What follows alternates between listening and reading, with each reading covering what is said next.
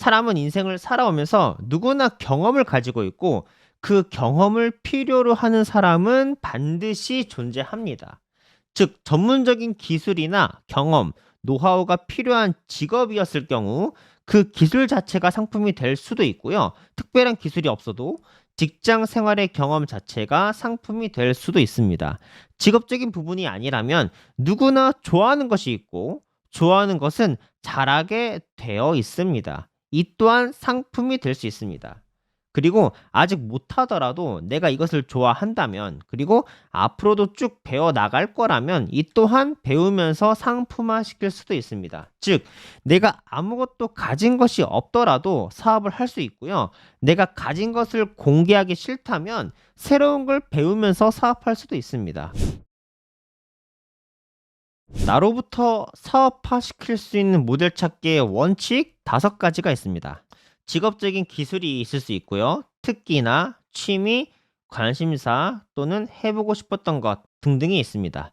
이 5가지에 해당되는 것이 무엇이 있는지 꼭 적어보는 시간을 가지시고, 두 번째, 스스로에게 질문을 해보는 겁니다. 누군가 나에게 칭찬을 했던 것이 있는지, 누군가 나에게 자주 물어보거나 조언을 구하는 것이 있는지, 또는 내가 쟤보다 이거는 잘하겠다 싶은 것이 있는지. 네 번째는 내가 지금 하고 있는 직무, 다섯 번째는 내가 지금 하고 있는 사업, 여섯 번째는 내가 지금 하고 있는 부업이 될 수 있습니다.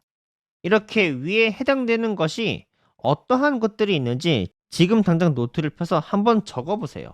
그리고 그중 하나를 선택해서 다음에 사업을 시작하는 기본 요소 5가지를 적용을 시켜 볼 겁니다. 이 기본 요소 5가지는요, 바로 무엇을 수익할 것인지 아이템이 되겠죠. 그리고 누구를 대상으로 할 것인지 명확한 타깃 설정이 필요합니다. 그런 다음에 사람들이 이것을 왜 어려워하거나 왜 하지 않는지, 내 상품의 어떤 서비스나 제공하는 것들을 말씀드리는 거고요. 네 번째는 사람들이 내가 런칭한 이 아이템을 필요로 하는 이유는 무엇일지, 다섯 번째로는 바로 누구나 시작할 수 있을 정도로 당장 하기 쉬운 한 가지는 무엇인지, 또는 해결책은 무엇인지입니다. 이 5가지가 정해진다면 1번, 2번, 4번 요 3개를 섞어서 주제를 지을 수가 있고요. 여기 3번, 5번 요 2가지를 섞어서 부주제를 정할 수가 있습니다. 예를 들어 볼게요. 어떤 아이템으로 첫 번째, 있어 보이는 수트, 정장 세트를 내가 좀 맞춰주고 싶다. 근데 그냥 정장 세트가 아니라 조금 있어 보이는 사업하는 사람들의 수트를 맞춰보고 싶다라고 하고요. 그러면 대상은 누구예요? 사업하는 20, 30대의 남자가 되겠죠. 자, 그리고 왜 사람들이 이런 것들을 안 맞춰볼까요? 사업하거나 바쁘거나 해당 지식을 공부할 시간이 없거나 수선을 하러 갈 시간이 아깝거나 없어서, 귀찮아서 이런 것들이 있을 수 있겠죠. 그런데 이걸 하면 어떻게 될까요? 성공한 모습과 매력적인 모습으로 보일 수가 있는 결과를 얻을 수가 있겠죠. 자, 그럼 어떻게 해요? 수트로 파생되는 코디룩 9선을 내가 세트로 묶어서 제공을 해주는 패키지 상품을 개발할 수가 있습니다. 20, 30대 남자들을 위한 매력적이고 성공한 모습으로 보이는 수트 패션 서비스, 이렇게 런칭할 수가 있고요. 그런 다음에 이 부주제는, 상품 주제 같은 경우는 이 2개를 엮어서 한 번 맞추면 한 번 맞춤으로 포멀룩, 댄디룩, 캐주얼룩 모두 해결하기, 이런 식으로 지어볼 수가 있습니다. 또 다른 예시를 들어보면요, 가족 식사 차리기가 아이템이 될 수가 있고요. 대상은 결혼한 전업주부가 될 수 있겠죠. 그리고 왜 가족 식사 차리는 게 필요할까요? 라고 하면은 육아와 집안일을 병행하는 바쁜 생활로 인한 어떤 문제점들이 있을 수 있겠고, 이것을 잘하면 이 서비스를 통해서 우리는 가정의 행복한 아침을 이제 맞이할 수가 있고요. 그 다음으로 한국인이 좋아하는 찌개 만들기, 이런 상품을 한번 해볼 수가 있겠죠. 자, 앞에 말씀드린 것들로 사업 주제를 찾아서 내 사업 모델을 만들어 보는 것도 있고요. 또는 이키카이라는 시스템을 통해서 사업하는 아이템을 찾아볼 수도 있습니다. 나는 처음 시작할 때부터 기획을 해서 들어가고 싶다라고 하시는 분들이 있죠. 그럴 의지가 있다라고 하시는 분들은 이 방법으로도 한번 해볼 수가 있는데요. 첫 번째로는요, 펜과 종이를 먼저 가지고 오셔서 이렇게 원 4개를 겹쳐서 그려보세요. 그런 다음에 맨 위에는 여러분들이 좋아하는 3가지 일을 적어보세요. 또는 좋아할 수 있는 것들을 적어보세요. 또는 돈 벌 수 있는 것들 중에 내가 좋아할 수 있는 것들을 3가지를 적어보셔도 됩니다. 그런 다음에는 세상에 필요하다고 생각되는 3가지를 적어보세요. 3가지예요. 그리고 세 번째는 여러분들이 돈을 받을 수 있는 3가지, 즉 돈을 벌 수 있는 수단을 적어보세요. 공통된 말씀이지만 내가 지금 당장 돈 벌 수 있는 수단이 없다라고 만약에 가정하면 내가 앞으로 배워볼 수 있는 그런 의지가 있는 수단을 미리 적어 놓으셔도 됩니다. 여러분들이 이미 잘하고 있는 3가지를 적어보세요. 이렇게 해서 이 4가지에 모두 포함되는 교차점이 바로 여러분들의 이키카이입니다. 그래서 꼭 한 가지가 아니고요. 어떤 3가지를 번갈아서 컨텐츠화 시킨다라는 생각으로 3가지를 어떤 하나의 요소로 묶어가지고 한번 만들어 보는 거예요. 이 이키카이는 일본에서 내려오고 있는 인생의 정답을 찾는 수단 중 하나인데 이것을 통해서 여러분의 사업 주제를 정할 수도 있습니다. 당장 본능적으로 현재를 기반으로 적어 보셔도 되시고요. 내가 배워서 채워넣겠다 싶은 능력을 적어 넣으셔도 됩니다. 대부분의 실패한 사업들은 아이디어는 모두 훌륭했습니다.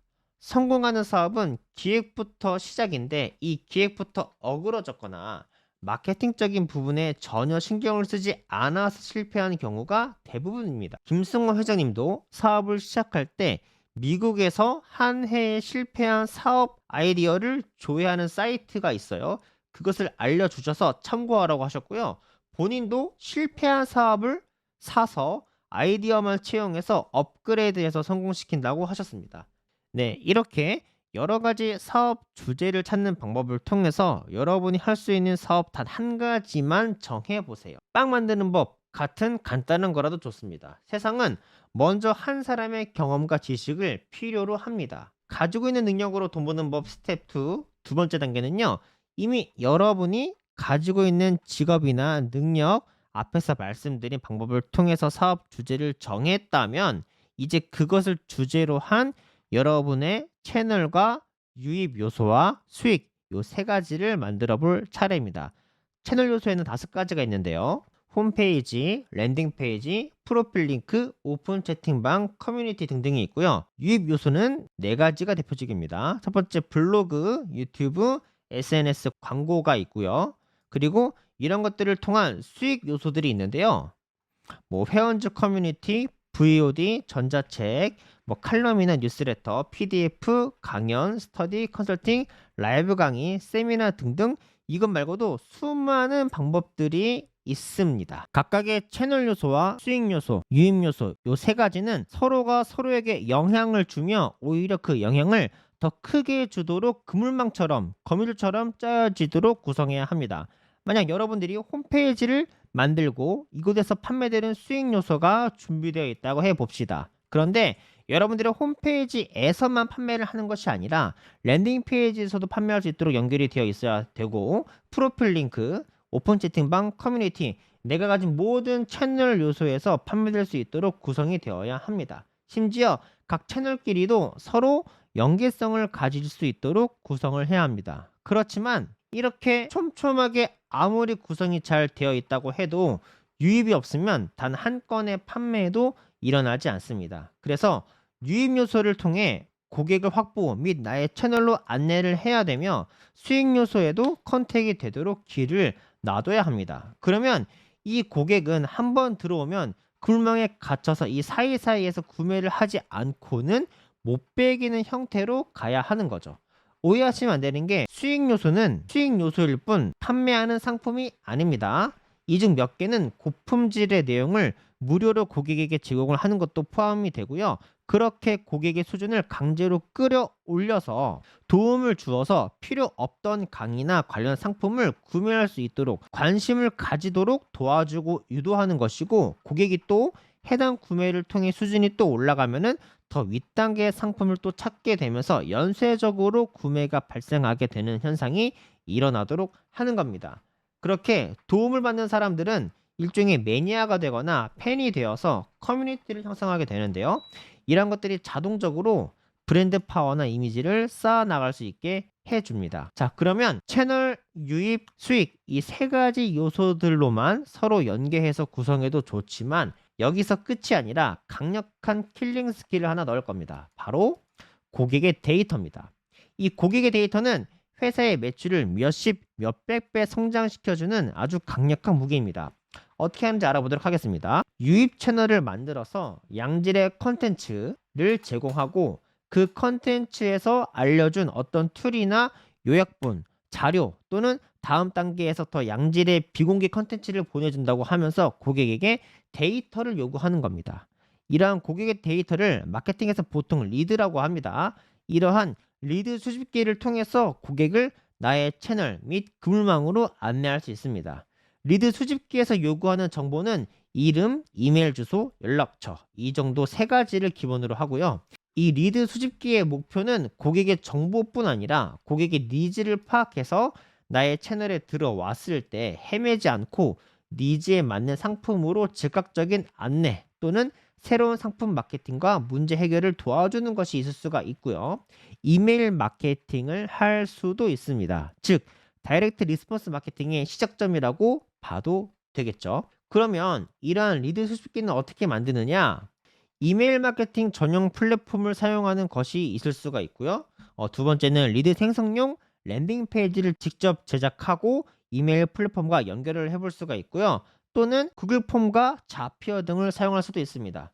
즉, 유입 요소 채널들을 통해서 고객을 즉각적으로 나의 채널이나 수익 요소로 안내할 수도 있지만 이렇게 한번 고객의 데이터를 모아서 가지고 와서 정기적으로 소식지를 보내는 것을 여러분은 간접적으로 많이 겪어보셨을 겁니다. 하지만 이러한 소식지를 넘어서 고객에게 실용적으로 도움이 되는 정보를 컨텐츠화해서 꾸준히 주기적으로 이메일로 보내면서 고객을 만족시키고 더 나아가 그 정보 안에서 문제 해결을 위한 상품 안내를 하면서 자연스럽게 매출로 연결시키는 겁니다. 그래서 이러한 것들을 이메일로 관리하기에는 한계가 있어서 나온 것이 이메일 마케팅이 가능한 뉴스레터 플랫폼입니다. 이미 해외에서는 10년도 더 전부터 이러한 이메일 구독 뉴스레터가 대중화가 되어 있는데 예시를 보겠습니다. 먼저 이렇게 왼쪽 화면처럼 뉴스레터 구독 플랫폼을 통해서 고객에게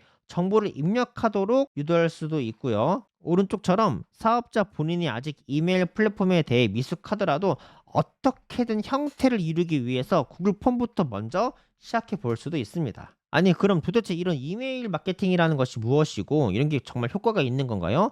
그냥 스팸 취급되는 게 아닌가요? 라고 물어볼 수 있잖아요. 자, 여기 렌이라는 뉴스레터 운영자가 있습니다. 약 50만 명의 뉴스레터 구독자를 보유하고 있으며 구독료 플러스 연계 상품으로 연간 500만 달러의 매출을 일으키고 있습니다. 모닝브루라는 뉴스레터 플랫폼이 있는데요. 알렉스 리버만이라는 대표가 대학생 시절에 만든 비즈니스 전용 뉴스레터입니다. 5년 만에 연간 220억의 매출을 만들었고 대기업에 850억 원의 이 뉴스레터를 매각하게 됩니다. 즉, 회사가 아닌 구독자 회원만 있는 플랫폼임에도 이러한 엑시트를 이루어낸 거예요. 어떻게 스팸메일 같은 뉴스레터가 이런 결과를 만들어낼 수 있을까요? 라고 질문할 수 있겠죠. 스팸이 아니기 때문에 그렇습니다. 개념이 다른 거예요. 우리는 기본적으로 고객은 그리고 주변 사람들은 이메일을 보통 확인을 안 한다 라고 생각하고 계시는 분들이 많죠. 왜 그래요? 소식지, 알람, 광고 관련 이메일만 받은 경험이 많기 때문입니다. 실질적으로 광고나 홍보 내용만 있고 삶에 아무런 도움이 안 되기도 해요. 하지만 뉴스레터는 뭐예요? 여러분이 필요하기 때문에 직접 구독하는 서비스예요. 왜 그렇죠? 양질의 컨텐츠 형식으로 발행이 되기 때문입니다. 그것도 내가 관심 있는 분야와 정보에 관해서만 그래요.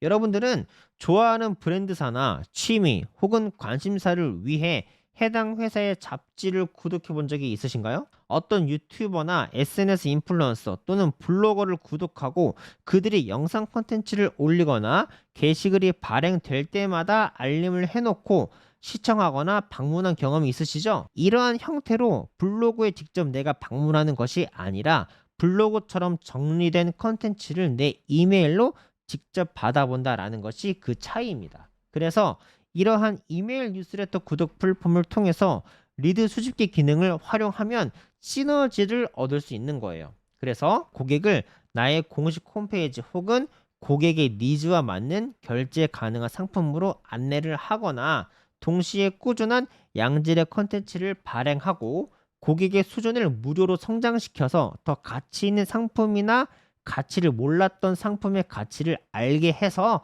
나중에라도 구매를 유도할 수 있습니다. 그러면 이러한 뉴스레터 플랫폼은 어떠한 것들이 있을까요?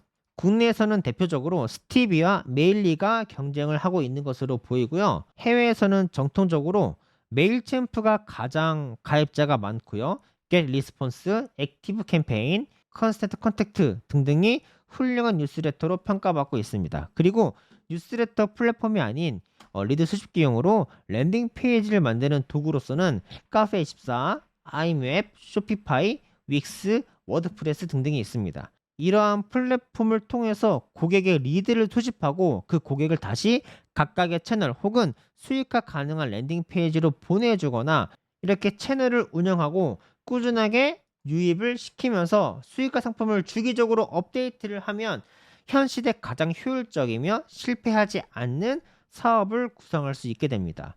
여기까지 홈페이지와 랜딩 페이지, 뉴스레터 등등을 알아봤고요. 프로필 링크라는 건 무엇일까요? 인스타그램은 그 어떠한 결제 도구도 없습니다. 그런데 왜 인플루언서들이 인스타를 통해서 몇 억씩 돈을 벌어간다고 할까요? 바로 이러한 SNS에는 팔로워들에게 한 개 이상의 외부 링크를 공유할 수 있는 기능이 있는데 매출을 내는 인플루언서들은요, 이 링크에 본인의 프로필 링크를 넣습니다. 그리고 그 프로필 링크에 방문을 하면요, 그 인플루언서에게 얻을 수 있는 양질의 상품을 구매할 수 있게 되는 거죠. 이러한 프로필 링크는 대표적으로 링크트리, 인포크링크, 리틀리 등등이 있습니다. 그러면 커뮤니티는 무엇으로 만들어 볼 수 있을까요? 다들 아실 겁니다. 다음 카페 또는 네이버 카페를 통해서 간단하고 빠르게 형성할 수 있으며 나아가 직접 커뮤니티 사이트를 개설을 해서 및 제작을 할 수도 있겠죠.